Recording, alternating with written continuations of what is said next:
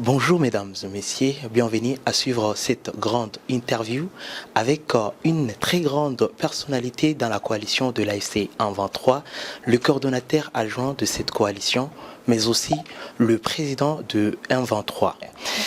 Pour commencer, Monsieur le Président, dans plusieurs de vos prises de parole, vous insistez sur la nécessité de résoudre des causes profondes du conflit.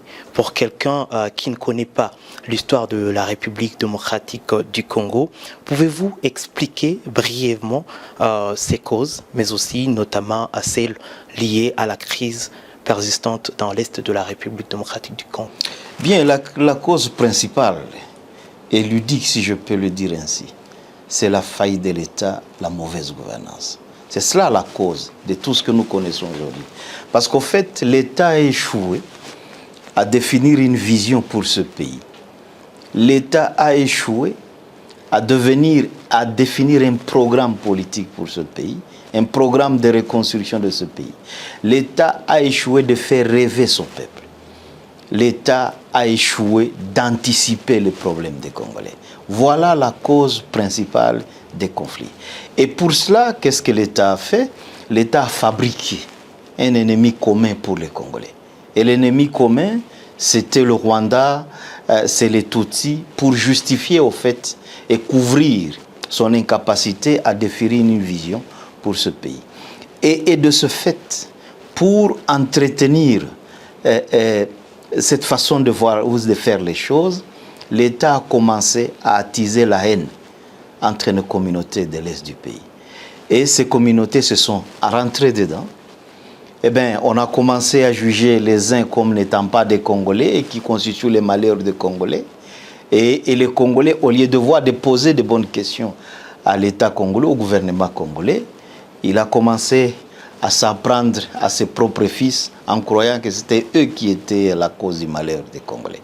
Donc voilà la cause principale ou la cause primordiale des conflits dans notre pays. C'est cette faillite de l'État, c'est la mauvaise gouvernance, c'est ce manque de vision au niveau du pays, c'est le manque de la capacité d'anticipation des problèmes des Congolais. Parlons un peu de Doha, Monsieur le Président. Récemment, Doha a fait la une de l'actualité. Dans l'accord signé, une formulation fait débat, la restauration de l'autorité sur l'État sur toute l'étendue de territoire national.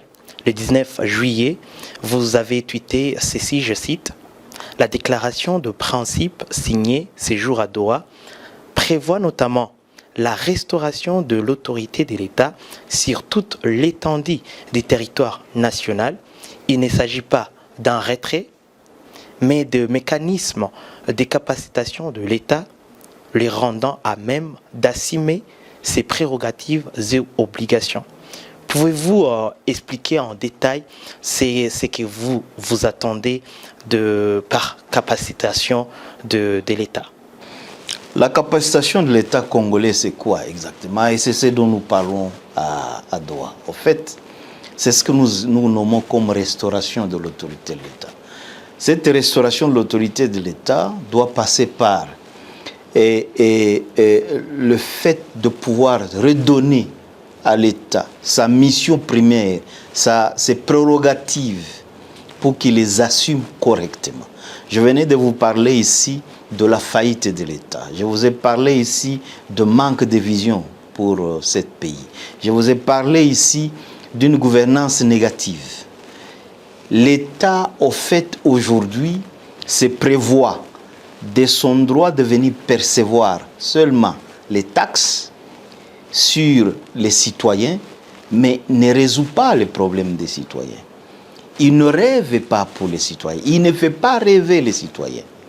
Voyez, l'État ne retourne pas aux citoyens la contrepartie des taxes que les citoyens payent. Voyez, l'État est incapable de venir résoudre les problèmes des sociétés. L'État appauvrit les Congolais. Donc nous devons nous placer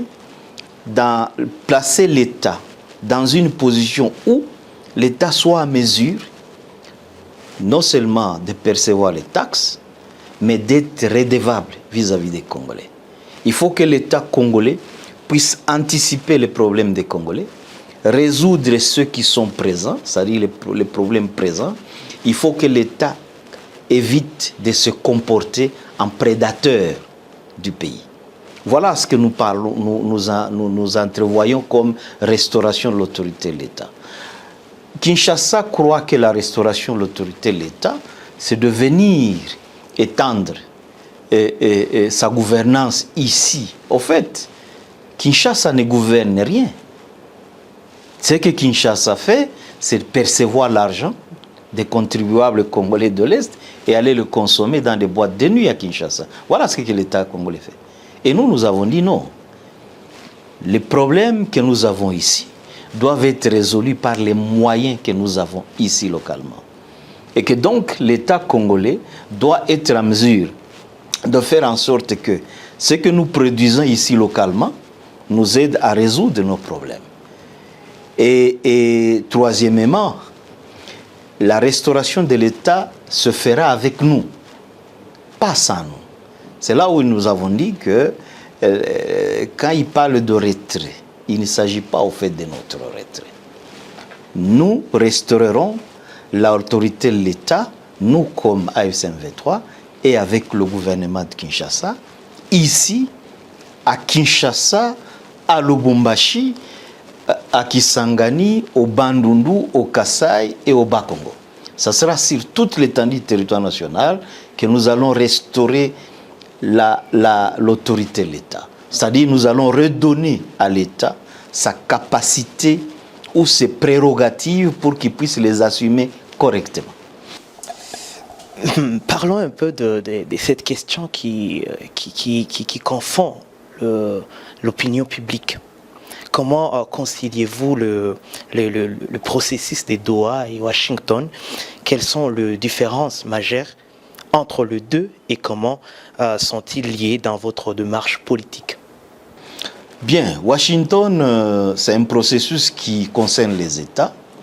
Nous, l'AFC/M23, nous ne sommes pas un État. Et ça concerne donc l'État rwandais et l'État congolais.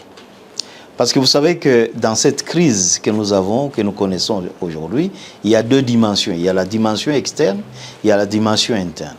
Et Doha, plutôt Washington, concerne la dimension externe de la crise.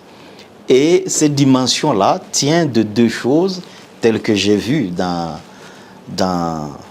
cet accord. Il y a la question sécuritaire qui met le Rwanda et la RDC en conflit. La présence des FDLR et avec tout ce qu'ils ont créé comme mosaïque qui menace directement la sécurité des citoyens rwandais, que ce soit au Congo, que ce soit également au Rwanda. Il y a également la question des réfugiés. Ce sont des Congolais qui habitent le Rwanda depuis plusieurs années. Et je parlerai même de plus de 3 décennies maintenant. Et ces citoyens congolais n'ont aucun espoir de rentrer chez nous. Et c'est le Rwanda qui porte ce poids de ces citoyens congolais dont le Congo veut faire passer pour des apatrides ou pour des citoyens rwandais. Voyez. Et c'est une question donc qui concerne également le Rwanda. Le Rwanda dit, écoutez, ce ne sont pas mes citoyens. Ce sont vos citoyens, vous devez les prendre en charge. Troisième chose aussi, la question de la sécurité des populations ici qu'on essaie d'affilier au Rwanda. Donc les populations rwandophones qui parlent la même langue que celle qu'on parle au Rwanda. Ça, c'est un problème aussi majeur qui départage le Rwanda et la RDC. Donc voilà. De l'autre côté, Doha. Doha, c'est quoi? Doha, c'est vraiment la crise interne, donc la dimension interne de la crise. Doha concerne les citoyens congolais entre eux. Donc le gouvernement congolais et ses propres citoyens que nous sommes. Nous avons nos problèmes existentiels ici dans l'est du pays pour lesquels le gouvernement devrait apporter des solutions depuis bien longtemps. Mais il ne les a pas fait. Par contre, il a été en quelque sorte celui qui entretient le problème existentiel des peuples de l'Est du pays. Parce qu'aujourd'hui, au-delà de ce qu'on disait que les rwandophones ou les Tutsis, parce qu'on a commencé par les Tutsis, après c'était les rwandophones, qui n'étaient pas des Congolais, maintenant on parle des Baswahili tout entiers, qui doivent libérer les terres, et parce qu'ils ne sont pas Congolais, et les laisser aux vrais Congolais qui sont à Kinshasa. Nous disons non. Nous sommes chez nous et nous resterons chez nous. Et que donc, c'est une question que nous devons régler avec le gouvernement congolais. Le gouvernement de Kinshasa entretient des milices ici chez nous, qui sont nos propres citoyens, nos propres frères. Il leur donne des armes pour s'entretuer. C'est une question qui doit être réglée. On doit mettre fin à ça. La question de haine, discours de haine, la persécution, c'est des questions qui doivent être réglées entre nous et le gouvernement congolais. Et puis, la question de la gouvernance dans son ensemble. En fait, cet espace de l'Est du pays a été un espace qui a été victime de plusieurs actes de mégestion du pouvoir central, et cette région mérite un programme de reconstruction. Et ce programme de reconstruction, nous devons le discuter avec Kinshasa. Et au-delà de ça, nous pensons que le pays est assez vaste et que la gouvernance unitaire du pays a été incapable de résoudre depuis 65 ans les problèmes dans l'est du pays et même sur toute l'étendue du territoire national. Parce qu'aujourd'hui, les provinces, toutes les provinces de la RDC souffrent de cette politique et de mauvaise gouvernance, mais également le fait que la gouvernance actuelle ou l'unitarisme actuel ne nous aura pas aidé à résoudre le problème. Regardez par exemple la Constitution de 2006, il prévoit quoi? Il prévoit un État unitaire, bah évidemment même s'ils ne le disent pas, mais dans son contenu, on sent que c'est un État unitaire, mais fortement décentralisé. Et la décentralisation, la loi de la décentralisation prévoit quoi? Non, d'abord la Constitution elle-même prévoit quoi? Il prévoit que les provinces ou les entités décentralisées doivent bénéficier ou doivent prendre à la source, la retenue à la source, de plus de 40% de ce qu'ils produisent. Et que les 60% soient envoyés à Kinshasa. Mais qu'est-ce que Kinshasa fait? Kinshasa est venu changer le tout. En inventant un terme auquel lui-même a donné un sens, de la rétrocession. C'est-à-dire, vous envoyez tout à Kinshasa, et puis après, c'est eux qui vous restituent le 40%, qui ne sont jamais venus dans aucune province. Or, c'est des fonds qui devaient aider au développement local. Donc, cet argent-là, quand il arrive à Kinshasa, on le consomme dans les boîtes de nuit, on le consomme dans des supermarchés, on le consomme dans les voyages inutiles des familles de ces dirigeants, je ne sais pas moi, en Europe, à Washington et en Afrique du Sud. Entre-temps, nous n'avons rien en termes de services.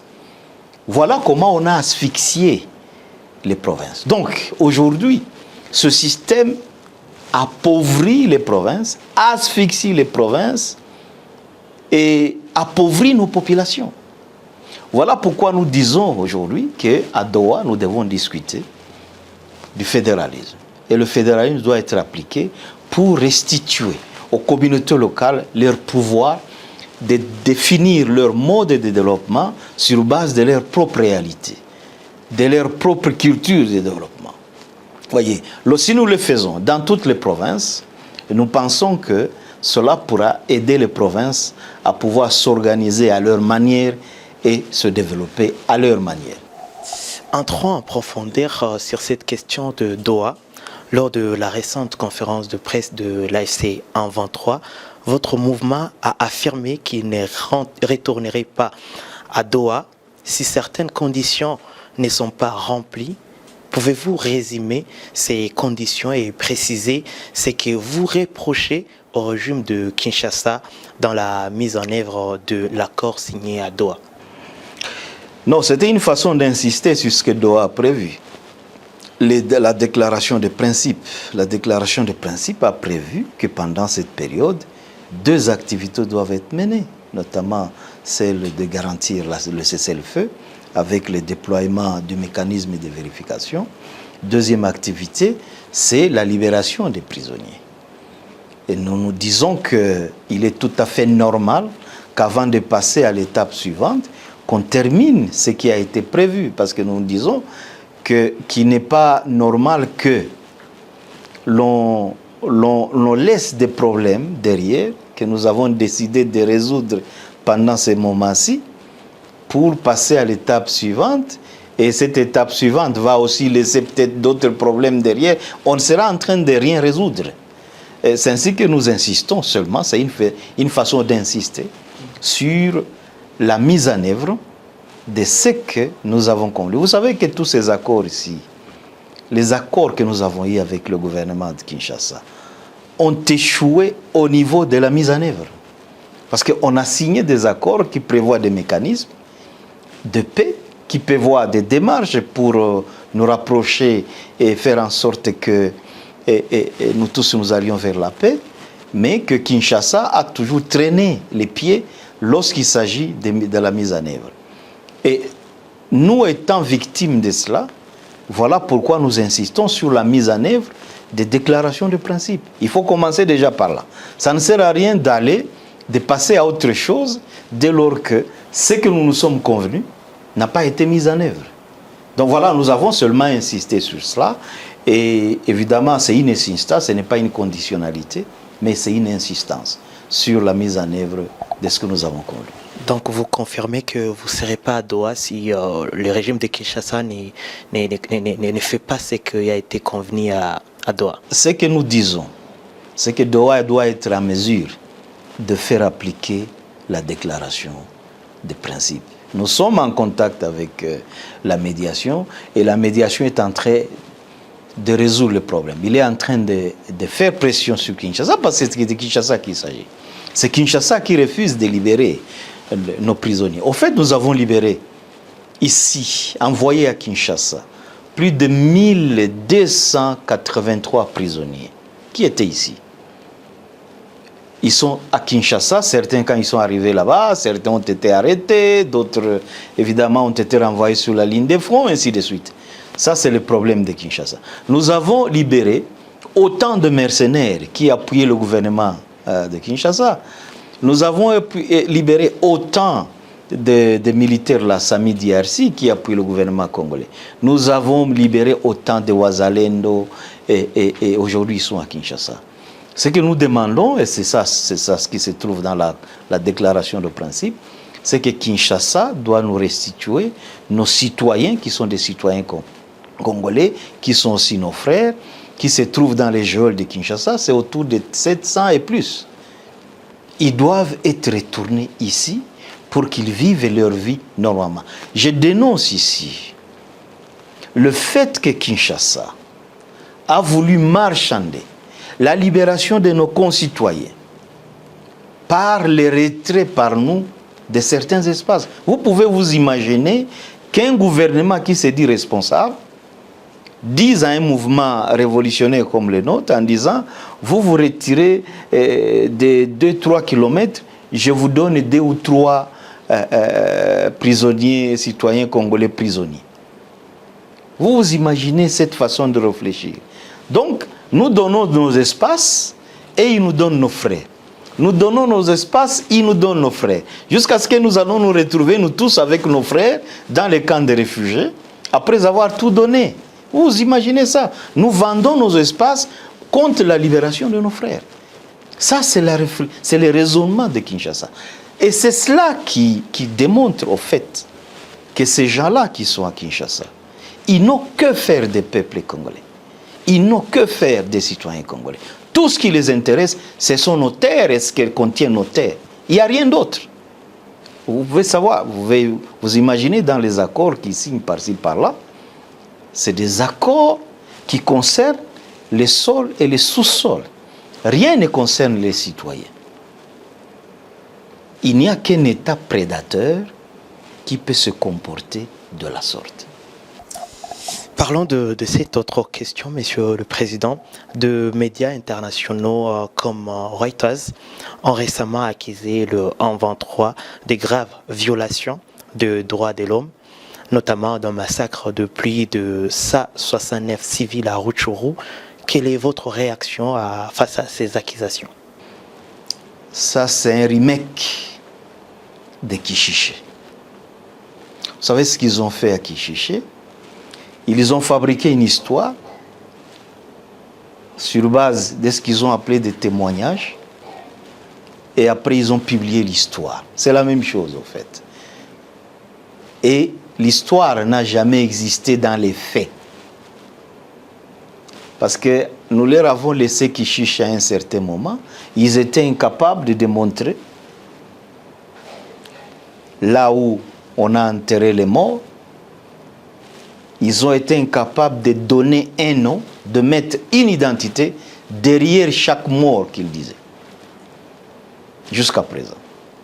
C'est de la même manière qu'ils ont fabriqué une nouvelle histoire en disant qu'il y a plus de 169 personnes qui venaient d'être tuées. En fait, cette fois-ci, ils mettent les gants. Ils disent quoi? Ils disent que nous avons reçu des informations de certaines sources. Donc, des informations non vérifiées par eux-mêmes. Et c'est ça la faiblesse de ce bureau conjoint des droits de l'homme des Nations Unies. Ils disent, nous recevons des informations d'une source indépendante, notamment, normalement, lorsqu'on obtient ce genre d'informations, qu'est-ce qu'on fait? On les vérifie, on diligente une enquête sur le terrain. Nous sommes avec les Nations Unies ici. La MONUSCO est là. Le bureau conjoint des Nations Unies est à Kinshasa. Pourquoi ne pouvait-il pas diligenter une commission d'enquête pour aller vérifier avant de publier ces informations? Et ils se donnent la peine même de publier dans les réseaux sociaux que c'est des informations qu'ils tirent de certaines sources. Nous disons que c'est une démarche propagandiste, tout simplement. Parce qu'en fait, la réalité, c'est quoi? C'est que les faits n'existaient pas. D'après notre administration locale, d'après des équipes que nous envoyées sur le terrain, les faits n'existaient pas. L'histoire part de quoi exact? L'histoire part d'un certain Moulumba, un porte-parole FDLR connu dans la région, qui a publié un certain nombre de publications propagandistes que le Bureau conjoint des Nations Unies à Kinshasa a récupéré et a voulu en faire du buzz. Mais malheureusement, ça entache les Nations Unies. Parce qu'au fait, autant à Kishiché que dans les Binza, les faits n'existaient pas. Nous leur avons dit qu'ils ont la liberté de conduire une commission d'enquête pour vérifier les faits. Ils n'ont pas le courage de le faire. Et ils n'auront pas le courage de le faire parce qu'ils savent que c'est de la propagande uniquement. Et je dois préciser ici aussi que dans ce bureau-là, d'après nos informations aussi, il y a un personnel congolais qui travaille pour les Nations Unies et qui depuis un certain temps se livre à la propagande des discours ou disons des faits qui n'existaient pas. En fait, il voulait quoi? Quel était l'objectif? L'objectif était de faire obstruction au massacre de Komanda. Parce qu'à Komanda, il y a eu massacre dans les églises où on a tué des citoyens et l'armée est impliquée. Alors, pour couper court à ça, pour éviter que les médias, les réseaux sociaux ne puissent s'emparer de cette histoire-là, ils fabriquent une autre histoire juste pour effacer celle-là. Donc c'est ça le coup de communication qui a été fait par eux. Et malheureusement, bon pour eux, c'est que le peuple n'est plus dupe, les communicateurs ne sont plus dupes, parce que tout le monde est beaucoup plus regardant aujourd'hui sur la question de la RDC. Ici, dans notre espace, nous faisons des efforts. Il y a plus de groupes armés ici chez nous qui exercent comme ils exerçaient à l'époque avant que nous ne venions ici à Goma et dans Rutshuru, dans le Sud Kivu, ainsi de suite. Nous faisons face à certaines incursions de certains groupes armés, notamment les Wazalendo. Vous savez que c'est des miliciens, mais nous les tenons à respect aujourd'hui. Nous sommes en train de les contenir. Et ils veulent venir créer toujours une histoire catastrophique dans notre espace pour continuer à entretenir en fait, une certaine opinion internationale à laquelle ils ont menti pendant des années et des années. Mais la vraie histoire, les Gomatraciens la vivent, les Bukaviens la vivent, les Sud-Kivusiens la vivent, les Nord-Kivusiens la vivent. Donc, personne ne pourra plus donner de l'espace à cette manipulation. Parlons de cette question aussi qui préoccupe la population de Goma. La population s'inquiète de la non-réouverture de banques et de l'aéroport international de Goma. Qu'en pensez-vous qu'ils pourront reprendre leurs activités? Voilà une autre mesure antisociale du régime de Kinshasa. Je vous ai parlé tout à l'heure de sa démarche par rapport à nos terres. Et une autre preuve, la voici.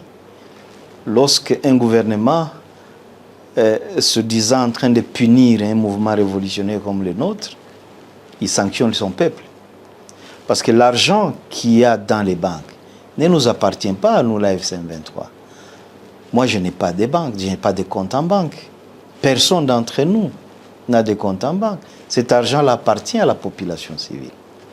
Et c'est cette population civile-là à qui on interdit de récupérer son argent. Si la décision dépendait de nous, il y a longtemps qu'on aurait ouvert ces banques. Mais au fait, le problème, c'est lequel? C'est que, d'après nos informations, il n'y a plus rien dans ces banques-là. Kinshasa a tout amené. Il n'y a plus d'argent là-dedans. Il a tout amené à Kinshasa en comptant sur le fait que lorsque nous allons entrer dans la ville de Goma et dans la ville de Bukavu, nous allons forcer les portes des banques et qu'alors ils vont nous faire porter le chapeau d'avoir pillé les banques. Voyez, d'avoir pillé l'argent des citoyens qu'ils détiennent à Kinshasa. Voilà la raison pour laquelle ils ne veulent pas ouvrir les banques. Parce qu'en fait, il n'y a rien là-dedans. Mais nous, ce que nous disons, la population, elle est la nôtre. Nous faisons partie de cette population-là. Nous sommes en train de trouver d'autres mécanismes pour contourner cela. Nous avons créé récemment ce que nous appelons l'autorité de régulation des circuits financiers qui va nous aider au fait à pouvoir donner des autorisations, des licences d'exploitation à des nouvelles banques qui sont en train de s'installer ici. Et la population va avoir de nouveaux comptes dans ces banques-là pour lui faciliter les transactions lorsqu'elle fait ses propres opérations commerciales. En ce qui concerne l'aéroport, vous savez que c'est un site stratégique. Et c'est la même manière pour les banques aussi. Kinshasa dit il parle à l'Organisation internationale de l'aviation civile que sans son autorisation, que l'aéroport ne peut pas fonctionner. Mais cet aéroport-là sert qui exactement? Il sert la population. Voyez? Donc, le gouvernement de Kinshasa qui se dit se battre pour le peuple congolais, mais sacrifie le peuple congolais pour nous faire lâcher prise. C'est cela. Donc, au fait, il estime, en agissant ainsi, il estime que c'est nous qui avons plus pitié de la population et que donc, en faisant pression à la population, nous allons lâcher prise parce que nous avons pitié de la population. Voilà, au fait, le message qu'il est en train d'envoyer.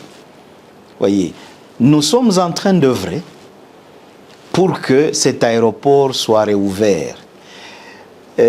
Nous avons mené des opérations de déminage avec nos partenaires. Nous sommes en train de vouloir réhabiliter la tour de contrôle qui a été pillée par les forces de la coalition gouvernementale qui étaient là. Et dès lors que nous allons terminer tous ces processus-là, tous ces travaux, eh bien, à ce moment-là, vous nous poserez la question de savoir pourquoi l'aéroport n'est pas ouvert. Évidemment, il y a aussi des questions sécuritaires qui doivent être garanties pour que les avions qui volent sur notre espace ou dans notre espace soient sécurisés. Et c'est des mécanismes aussi sur lesquels nous sommes en train de réfléchir. Parlons de l'État fédéral. On dit souvent que l'AFC 123 est favorable au fédéralisme comme un modèle du gouvernement ou encore de gouvernance. Pouvez-vous nous expliquer en quoi ces modèles constitueraient, selon vous, une solution durable à la résolution de cette crise? Nous ne sommes pas favorables, mais nous sommes en train d'imposer le fédéralisme comme forme de l'État dans notre pays. Et comme je vous l'ai dit au départ, l'unitarisme a montré ses échecs pendant 65 ans de gestion de ce pays.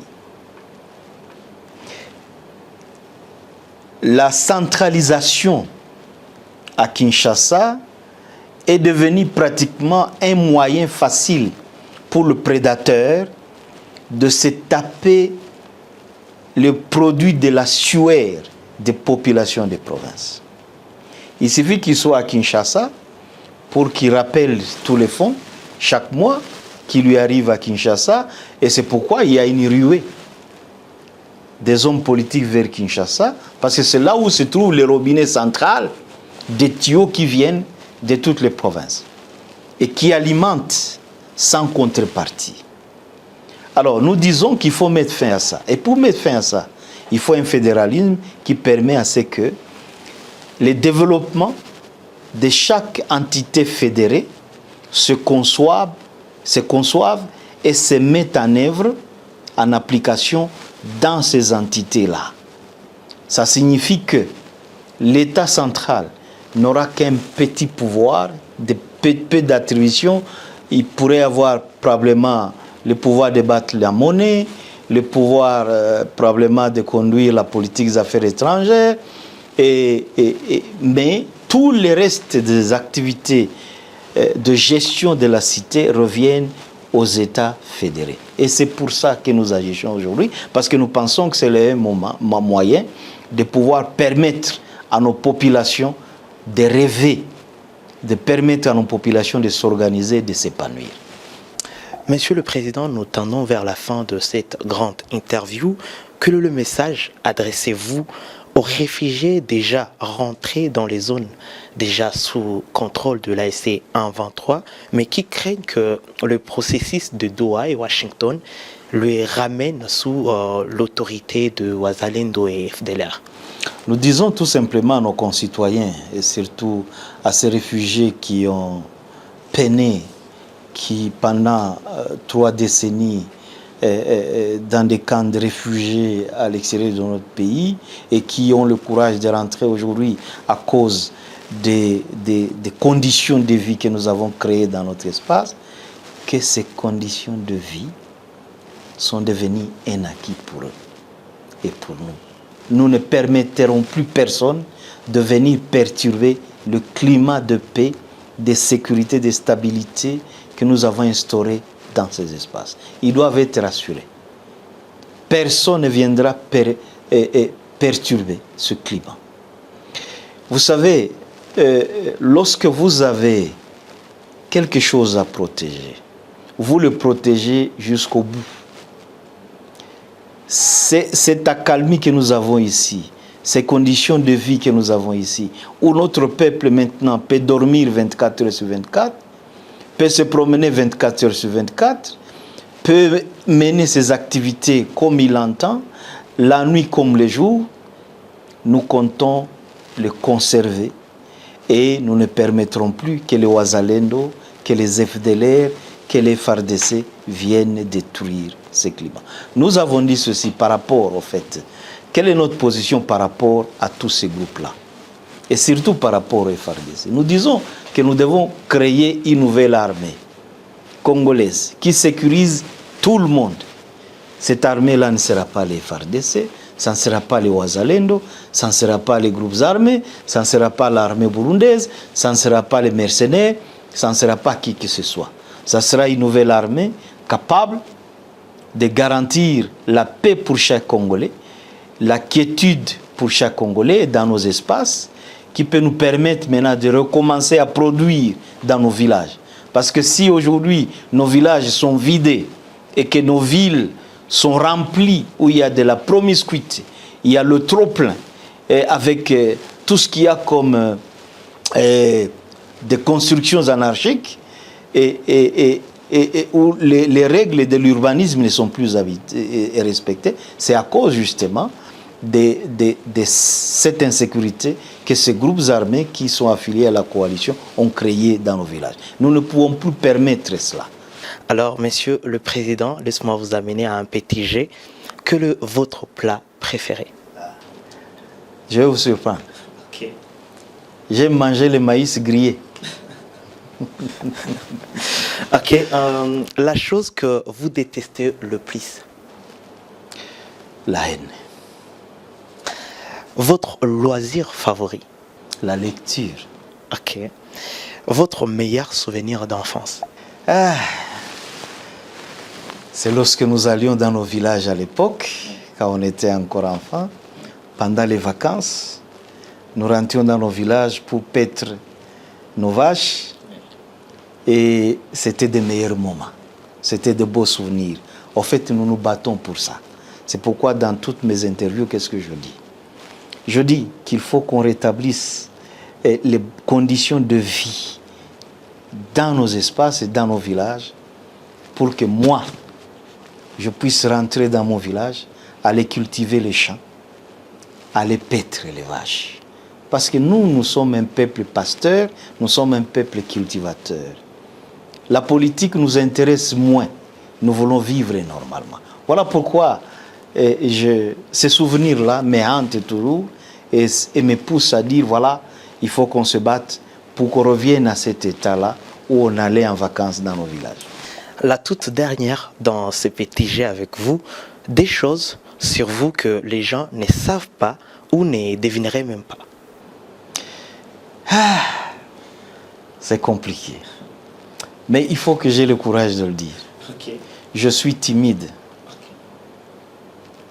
Des deux, je chante le gospel. Oh, ok. Voilà. Ok, merci beaucoup, Monsieur le Président. Je vous en prie. Ça a été un plaisir de vous recevoir sur ce plateau. Plaisir partagé. Merci, mesdames et messieurs. Comme vous le voyez, nous étions dans une très grande interview avec l'une des grandes personnalités de la coalition de l'AFC 123, Monsieur Bertrand Bissimois, le coordonnateur adjoint, mais aussi le président du mouvement du 123. Vous étiez nombreuses à suivre cette grande interview. Merci. N'oubliez pas aussi de vous abonner pour plus d'actualités certifiées.